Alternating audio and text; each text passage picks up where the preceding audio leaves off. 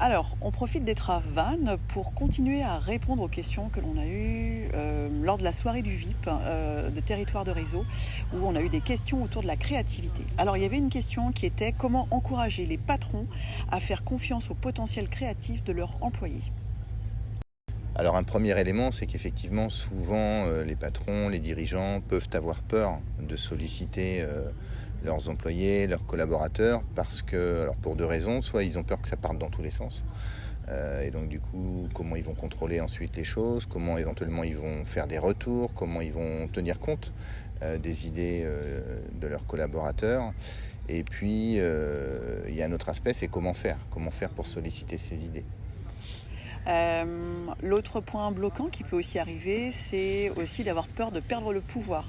Parce qu'on est aussi dans une organisation où je suis le dirigeant, donc j'ai la maîtrise des idées, j'ai la maîtrise des solutions. Et là, d'un seul coup, de faire appel aux idées des équipes, c'est aussi on a l'impression de perdre le pouvoir. Alors qu'effectivement, on est dans des managements de plus en plus ouverts et participatifs. Et justement, si on engage les équipes à donner leurs idées, à les solliciter sur les solutions, on va créer aussi de l'implication et de l'engagement de la part des collaborateurs pour co-construire ensemble des nouvelles solutions. Et là, de créer un engagement effectivement plus sincère des collaborateurs, plutôt que de créer une adhésion aux idées du dirigeant. On sait que plus notre créativité est sollicitée, et quelle que soit la créativité, on a plusieurs types de créativité, plus on est motivé. Et plus on est motivé, plus on va prendre des initiatives, plus on va être créatif. Donc c'est vraiment comment déclencher ce cercle vertueux en faisant confiance, en sollicitant, en posant des questions. Quand un collaborateur vient vers nous en nous demandant une solution, plutôt que lui donner la solution, on va lui demander toi comment tu ferais à ma place, par exemple. Solliciter la créativité aussi des équipes, ça va créer aussi plus d'adhésion, on l'a vu, mais aussi plus de solidarité entre les différentes personnes et aussi un vecteur aussi de communication et d'échange à travers aussi les différentes équipes qui la composent pour créer une équipe plus solidaire aussi, puisqu'on va avancer ensemble dans cette recherche de solutions.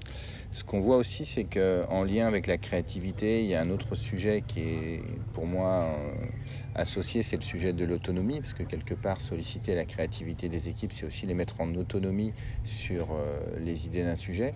Et que ce soit pour l'autonomie ou pour la créativité, il y a un élément qui est extrêmement important qui rassure les deux parties, c'est l'élément du cadre. Quel cadre notamment le dirigeant et l'équipe dirigeante, va poser un cadre dans lequel les collaborateurs vont émettre des idées. Ça va rassurer le dirigeant sur le fait que ça ne part pas dans tous les sens, mais ça va aussi rassurer les collaborateurs sur le fait qu'on ne leur demande pas de chercher n'importe quoi, n'importe où, parce que souvent le fait qu'il n'y ait pas de cadre, on ne sait pas du tout ce qu'on nous demande, alors que quand le cadre est assez bien posé, c'est plus facile de trouver des idées dans ce cadre-là. La créativité a besoin d'objectifs. Cette notion de allez-y, dites ce que vous voulez, vous avez carte blanche, j'y crois pas. Véritablement, on a besoin effectivement d'un cadre, d'un objectif clair, d'une direction pour chercher des idées. Et donc ça va être aussi, lorsque vous avez un sujet, d'expliquer aussi pourquoi c'est important de trouver des solutions. Vous n'êtes pas en train de fermer la direction, mais donner aussi les enjeux. Pourquoi c'est important de trouver des solutions sur tel et tel sujet pour pouvoir récolter et mettre aussi vos collaborateurs dans l'information aussi des enjeux, du sens aussi de la recherche de solutions. Et donc il y a aussi une dernière notion, c'est encourager un climat de confiance, on l'a évoqué avec la notion du cadre. Confiance, ça veut dire aussi accueillir les idées sans être systématiquement dans la critique ou l'évaluation. Alors on va vous inviter, lorsque les idées sont émises, à bannir le fameux oui mais pour les accueillir avec un oui et. Lister, identifier, les gens sont là pour vous donner des idées, participer effectivement au développement de l'entreprise ou de trouver ensemble des solutions. Donc ne brimez pas trop vite les premières idées pour justement encourager et faciliter les prises d'initiatives et d'idées au sein des équipes.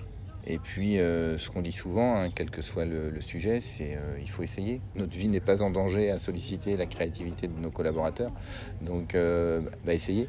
Et puis, généralement, la créativité, l'essayer, c'est l'adopter. Donc, allez-y.